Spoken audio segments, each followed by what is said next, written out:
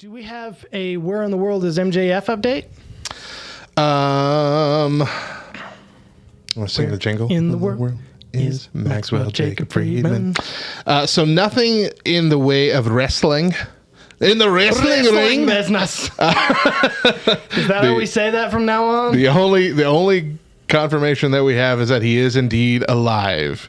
So that was a question that we left with last time. Is he even still with us? He's been spotted. He was spotted alongside that True TV show, Impractical Jokers. Is that what it was? Yes. Some of the guys from that show he was spotted alongside Val Volcano. So he was in New Jersey filming with cast members from Impractical Jokers. I'm assuming he's going to be on the show. That's pretty fun. Because I don't know what else those people do. I mean, than that show. I think they're all comedians. They're all comedians. I think they have at least a couple of them are on a podcast together. Yeah, because I keep seeing them in TikTok. But I think they used to or still do like stand up and stuff. So okay. Interesting. So if nothing else, he's alive and he's out there making jokes. But he's uninterested in hanging out with AEW right now. Tony Khan specifically.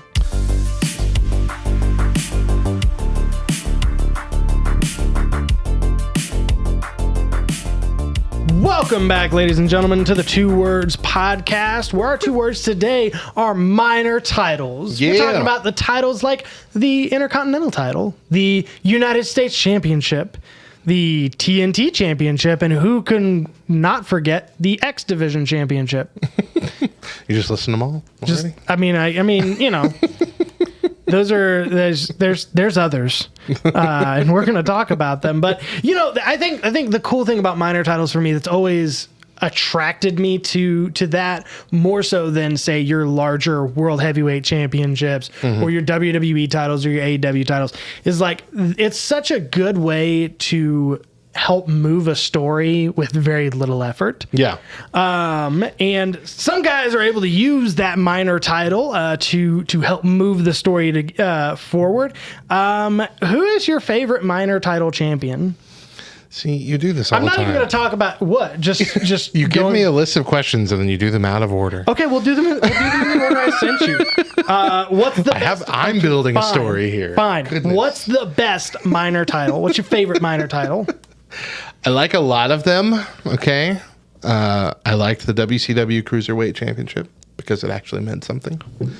I liked the TNA X Division Championship.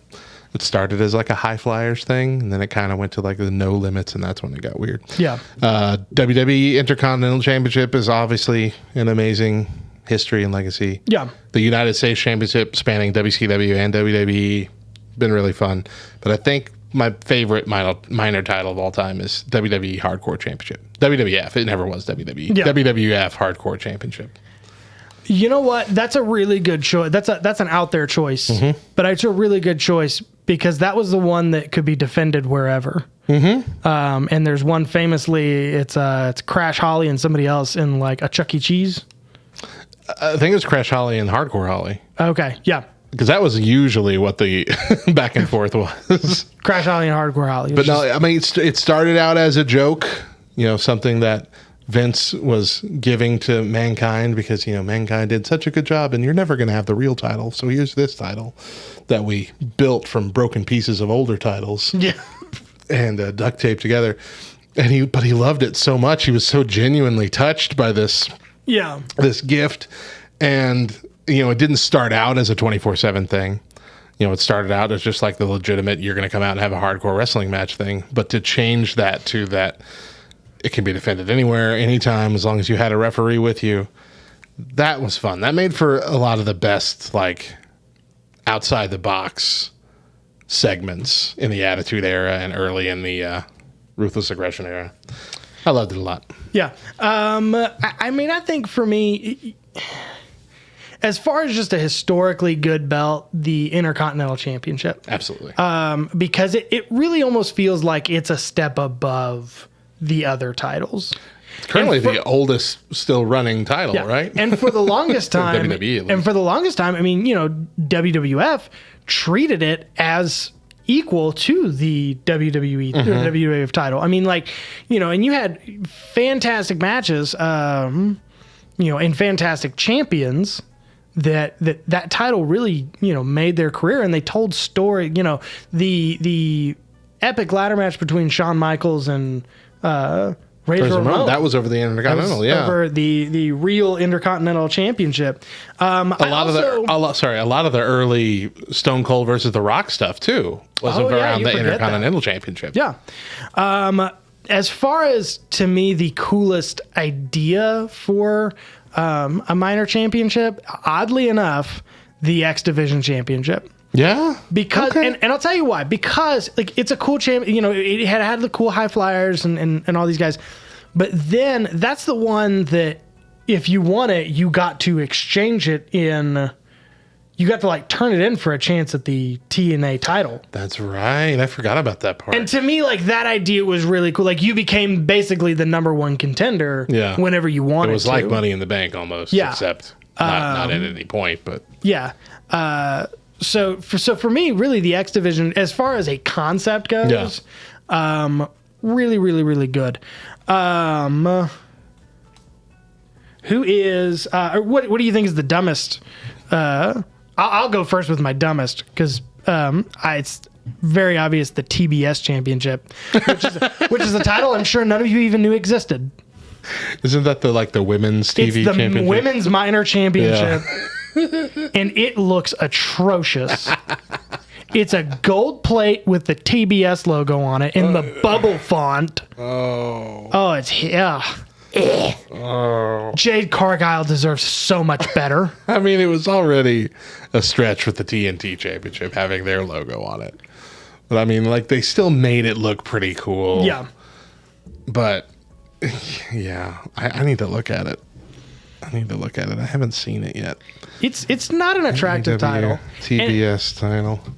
And I think that for a I mean, genuinely. Oh, I am no. No. No. That with the light blue and everything. And it's not me crapping on the women's division. They have one of the most talented women's rosters in all of professional wrestling, in all of history of professional wrestling. They have a incredibly talented group. They just copy pasted the TNT title. Oh, it's the exact same. Just swapped out their logo in the middle. It's bad. That's lazy. That's so lazy. That's just as lazy.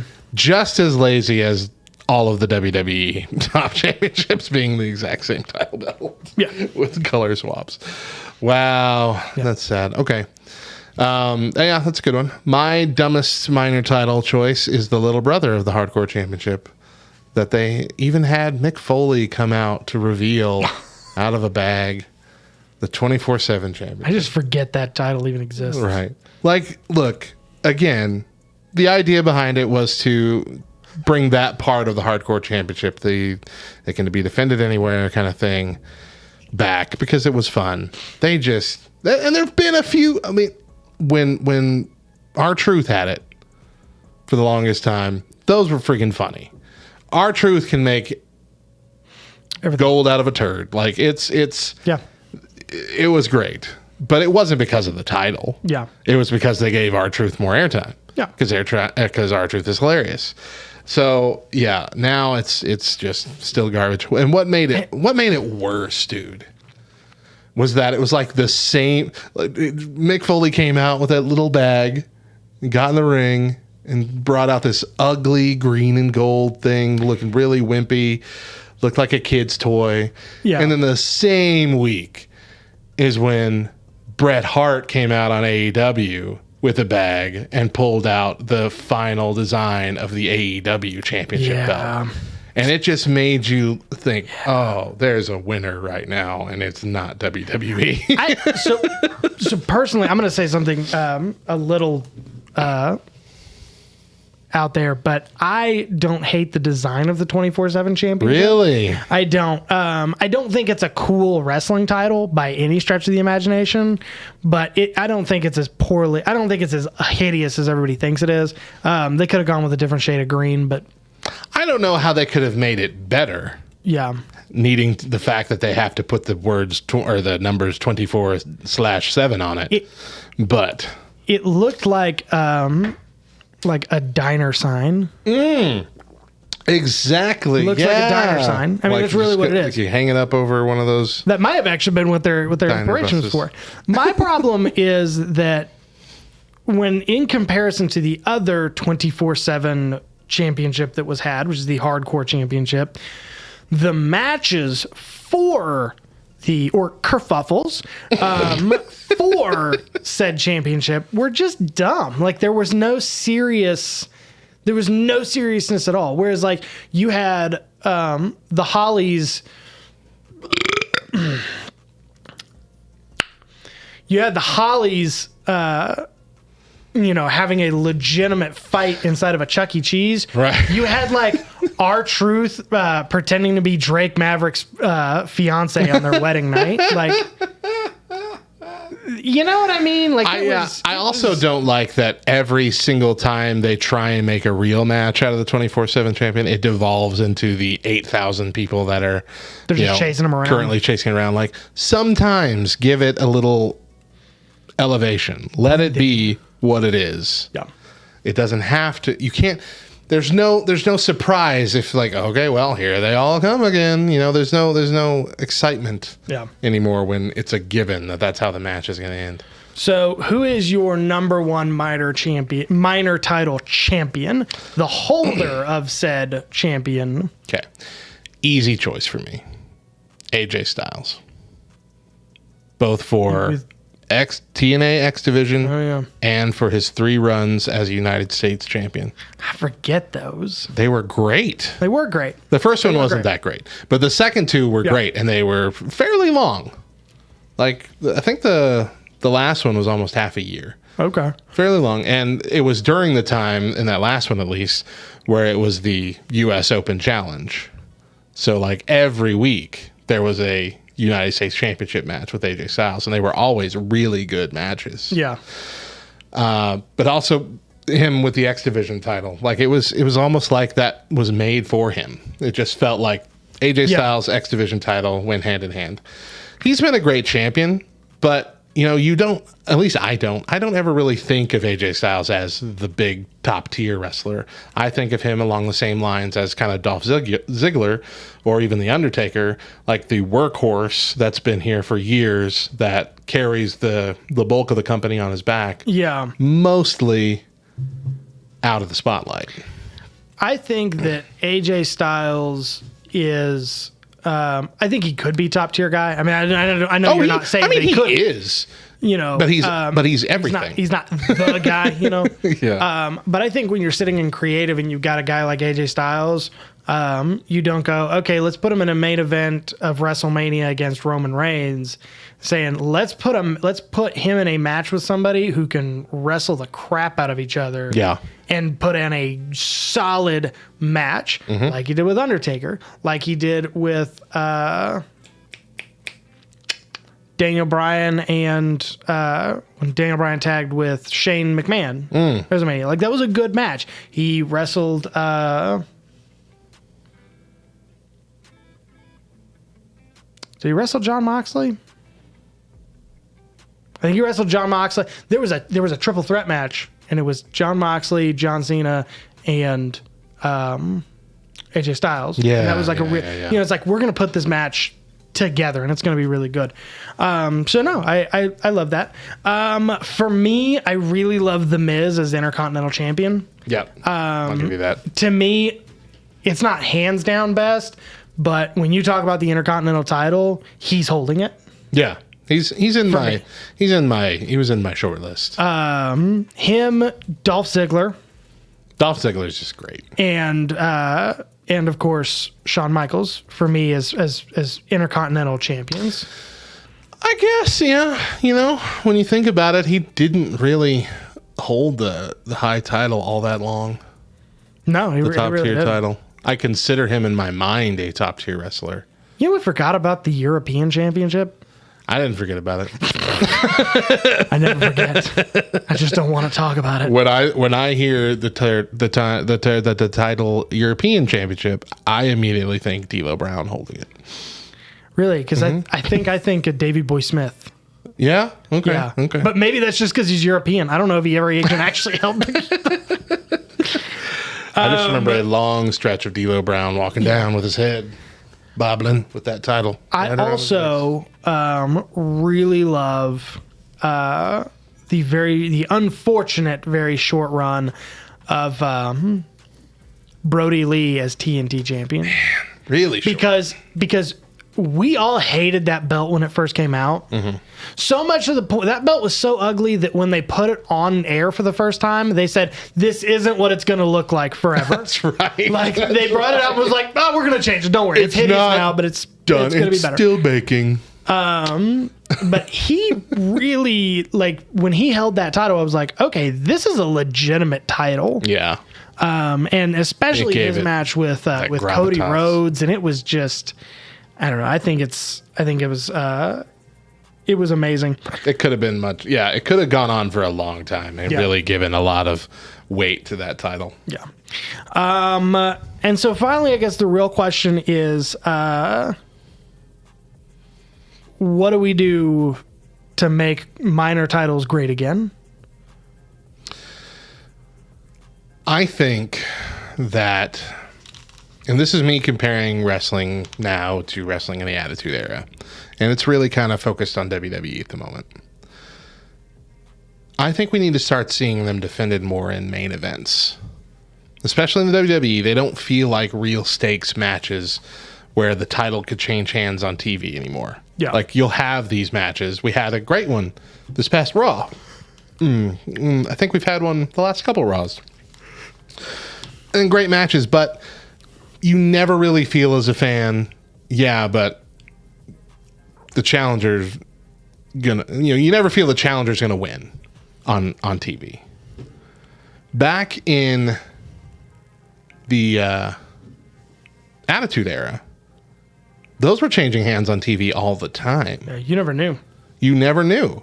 It felt like a big deal. And so you actually needed to tune in and watch these main shows. Nowadays, like, it really feels like all of the TV leading up to the pay-per-view or the premium live events now are just that. They're just like filling in until we get to the big thing where something might actually happen.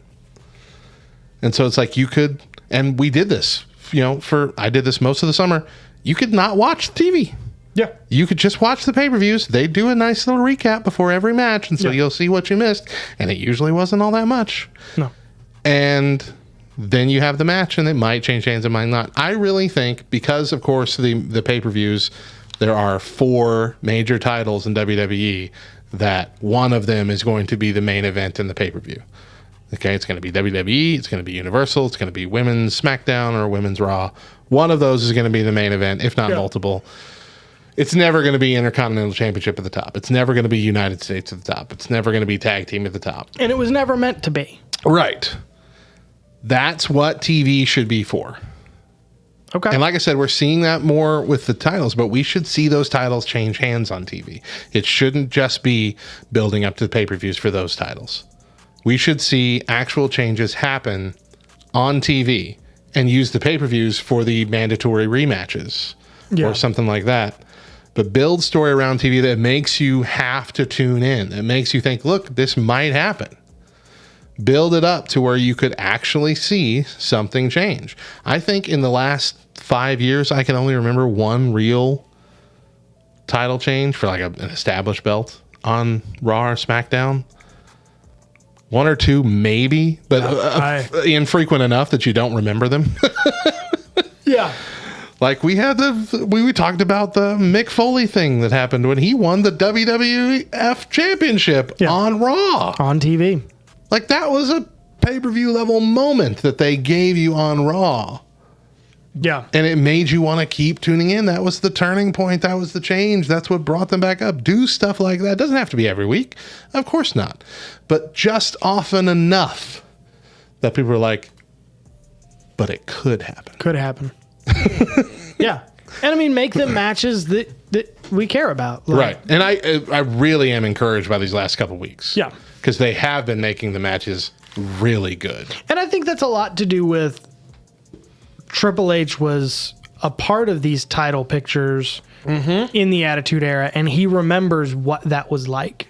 And I think that's really important. I really just think, I mean, let the belt work for people. Yeah. Make it something that's important. Bring it back its prestige. Don't make it jokes anymore.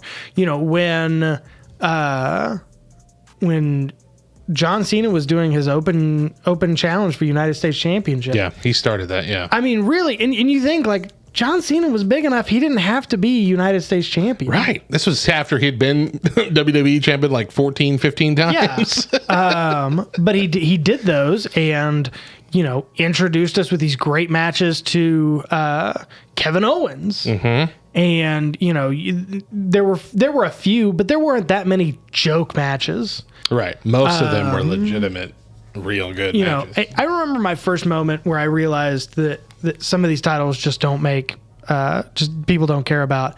WrestleMania 28. I think it was 28.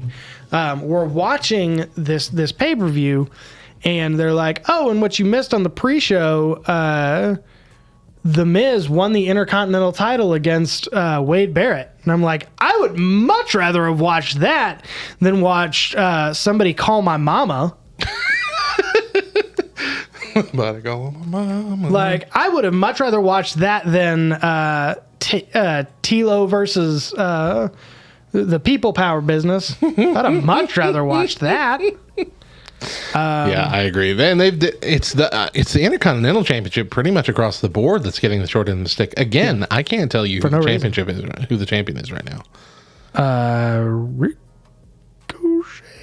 Is it? Like, where is this title? It's been the last several years. Once they changed the belts, I really stopped. Like, I hate these belts. I really do. Intercontinental. It's so sad to see the Intercontinental Championship be relegated to something that's mainly off TV. Like, United States Championship, I feel like we're talking about every week, no matter who has it. Walter. Which is now Gunther, right? Because he's not Walter anymore. Yeah. Gunther. I mean, what's happening? Yeah. Why are we doing this to the poor IC title? But I love your pitch though. I don't know if we did it on the show or if you were just telling me this off air, but the idea of having Cody Rhodes come back and like win the title, win the Intercontinental Championship title, and then like show up on Raw and bringing back the old classic one that his dad had. Yeah, that would be beautiful. Yeah. That would be poetry. That would be great. And I guess a lot can be summed up with this quote from Bully Ray that I found. A good Bully Ray quote. He was on, I want to say he was on...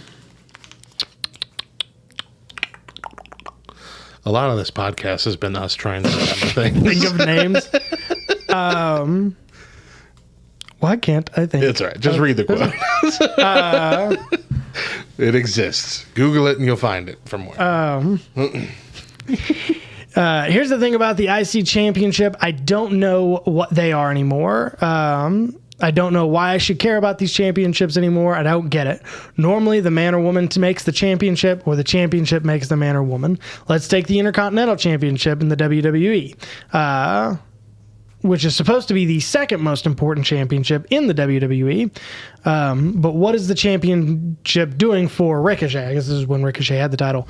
And what is Ricochet doing for that championship? And really, like, I just don't think they're giving the championship enough time to speak. Right. I mean, that's really what it is. And so... it seems like it's a placating thing. Like, look, I know we're not using you all that much, but we're going to put the title on you. Yeah. We still won't be using you all that much, but on the website... But you're going to be there. You'll have the little logo on your name that says you're the champion.